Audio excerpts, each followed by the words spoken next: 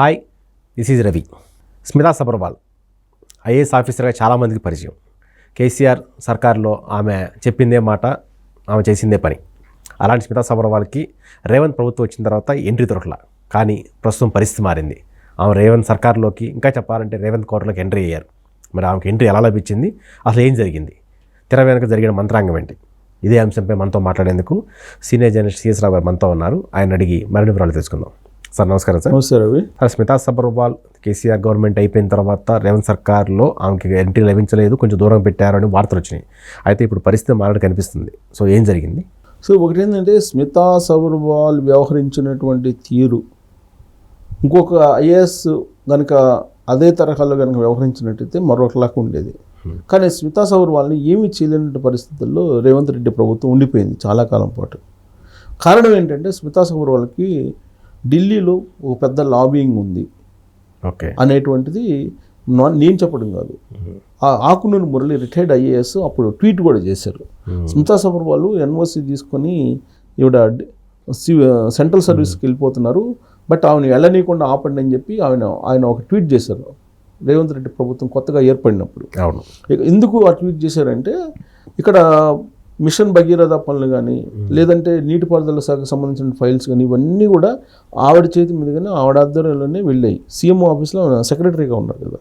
So కాబట్టి మొత్తం ఇవన్నీ కూడా, ఈ డిపార్ట్మెంట్స్ అన్నీ కూడా అక్కడ సీఎం ఆఫీస్లో ఈవిడకి కేటాయించినటువంటి విభాగాలు ఇవి.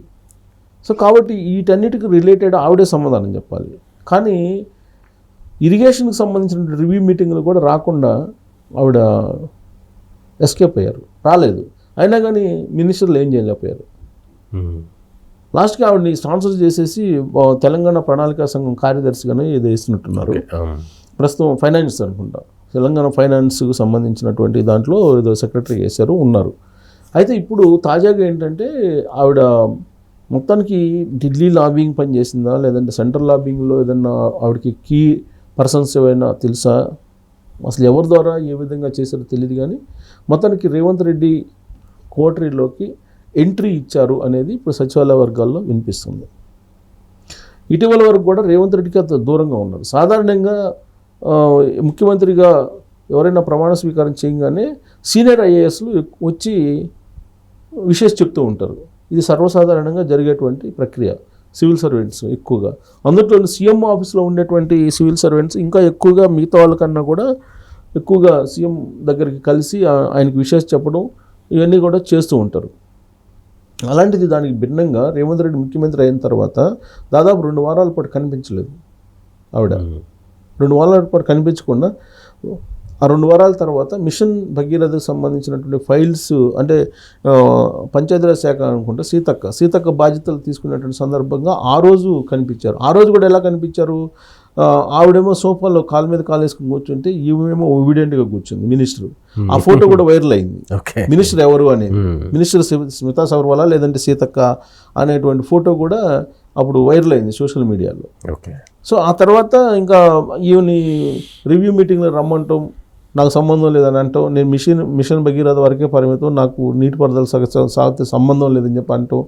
తర్వాత ఆయన రివ్యూ మీటింగ్లు పెట్టుకోవడం, ఉత్తమ్ కుమార్ రెడ్డి అక్కడ ఉన్నటువంటి ఇరిగేషన్ అధికారులతోటి శ్వేతపత్రం కూడా, మిగతా అన్ని డిపార్ట్మెంట్ మీద శ్వేతపత్రం ఇచ్చారు, కానీ నీటిపారుదల శాఖ మీద శ్వేతపత్రం విడుదల చేయడానికి తెలంగాణ అసెంబ్లీలో చాలా కాలం పాటు టైం తీసుకున్నారు రేవంత్ రెడ్డి ప్రభుత్వం.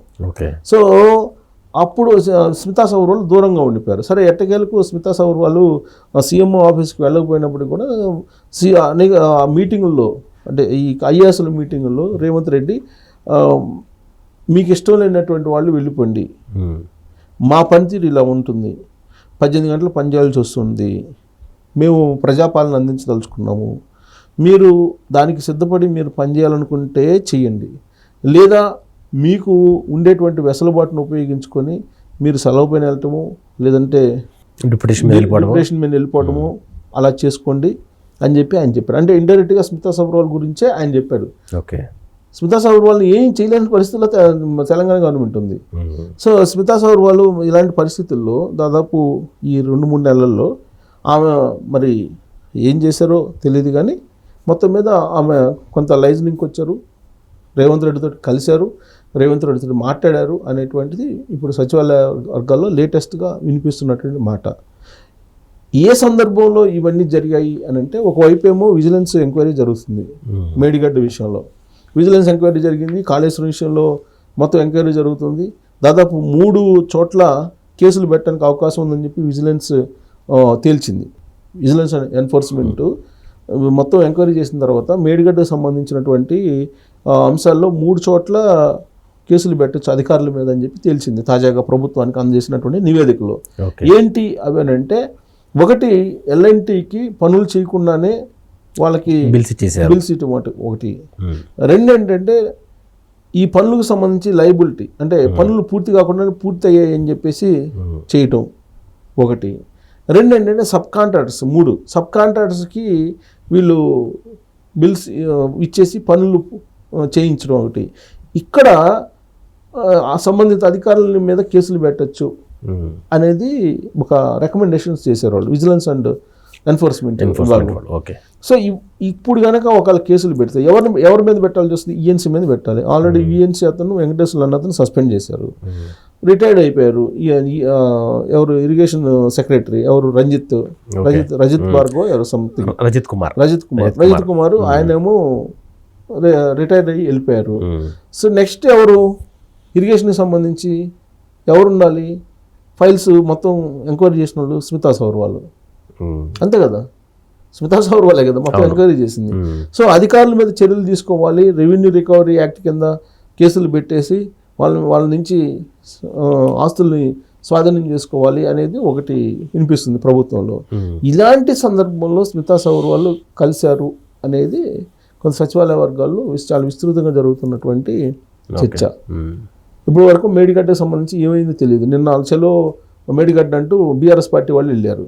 ఒకవైపు ఏమో వీళ్ళు విజిలెన్స్ అండ్ ఎన్ఫోర్స్మెంట్ ఏమో ఒక నివేదిక ఇచ్చింది. తర్వాత సెంట్రల్ డ్యామ్ సేఫ్టీ అధికారులు వస్తున్నారు, వచ్చి మేము చెప్పేంత వరకు మీరు నీళ్లు నింపొద్దు అని చెప్పి చెబుతున్నారు. అసలు దాన్ని వైబిలిటీ ఉందా లేదా అని తెలుస్తామని చెప్పి కమిటీ రాబోతుంది. కమిటీ వచ్చిన తర్వాత కమిటీ ఇచ్చే నివేదికలను బేస్ చేసుకుని గత ప్రభుత్వం లేదు, ఇప్పుడు ప్రభుత్వం కూడా సహకరించట్లేదు దాని మీద పూర్తి స్థాయిలో మేము నివేదిక ఇవ్వడానికి అని చెప్పి వాళ్ళు చెప్తున్నారు. అంటే అసలు సిడబ్ల్యూసి పర్మిషన్స్ లేకుండానే కట్టారనేది వాళ్ళు చెప్తున్నారు. సో ఇవన్నీ బయటికి వస్తున్నటువంటి సమయంలో స్మితా సబర్వాల్ రేవంత్ రెడ్డిని కలిశారు అనేటువంటి న్యూస్ అనేది కొంత హాట్ టాపిక్గా మారింది. ఓకే. సో అంటే సెంట్రల్ నుంచి లాబింగ్ ద్వారా ఏమన్నా లైజనింగ్ చేసే ప్రయత్నం చేస్తున్నారు ఆవిడ రేవంత్ రెడ్డి తోటి, లేదంటే ఇవన్నీ కేసులు అన్నీ వస్తున్నాయి కాబట్టి బాధ్యులుగా అవన్నీ అనుకుంటున్నారు అనేటువంటి కాన్సెప్ట్లో కలిసారా, లేదంటే రాబోయేటువంటి రోజుల్లో ఏం జరుగుతుందనేది గ్రహించి ముందుగానే కొంత కాంప్రమైజ్ ధోరణికి వెళ్తున్నారా అనేది రకరకాలుగా సచివాలయంలో చర్చ అయితే జరుగుతుంది. బట్ సిట్టింగ్ జడ్జి చేత విచారణ చేయించే పరిస్థితి లేదు, రిటైర్డ్ జడ్జి చేత విచారణ చేయించుకోమని చెప్పి హైకోర్టు చెప్పింది. అలా కాదని చెప్పేసి రేవంత్ రెడ్డి తెలంగాణ సిఐడి చేతనే ఎంక్వైరీ చేస్తే బాగుంటుందని ఒక ఒపీనియన్కి వచ్చినట్టున్నారు. సిబిఐకి ఇచ్చిన సెంట్రల్ పరిధిలోకి వెళ్ళిపోతుంది కాబట్టి అప్పుడు మనం ఏం చేయలేము అనే కాన్సెప్ట్లో ఆయన ఉన్నారు. సో ఈ గందరగోళం మధ్య ఒక్కసారి కనుక విచారణకి ఆదేశిస్తే ఈ అధికారులు మొత్తం వచ్చేటువంటి అవకాశం ఉంది. వాళ్ళల్లో స్మితా సబర్వాల్ కూడా ఏదో ఒక సందర్భంలో వచ్చి ఖచ్చితంగా చెప్పాల్సిన బాధ్యత ఉంటుందేమో, అందుకే వచ్చారా అనేది సచివాలయ వర్గంలో ఇప్పుడు చర్చ. మొత్తం మీద ఏంటంటే తొలి రోజుల్లో ఉన్నటువంటి గ్యాప్ ముఖ్యమంత్రి స్మితా సబర్వాల్కి ఇప్పుడు లేదు అని చెప్పి అంటూ ఉన్నారు. సో దాన్ని లేకపోవడానికి కారణం ఢిల్లీ లాబింగ్ పనిచేసిందా, లేకపోతే పరిస్థితులు ఆ విధంగా తీసుకొచ్చాయా అనేది చర్చనీయాంశం.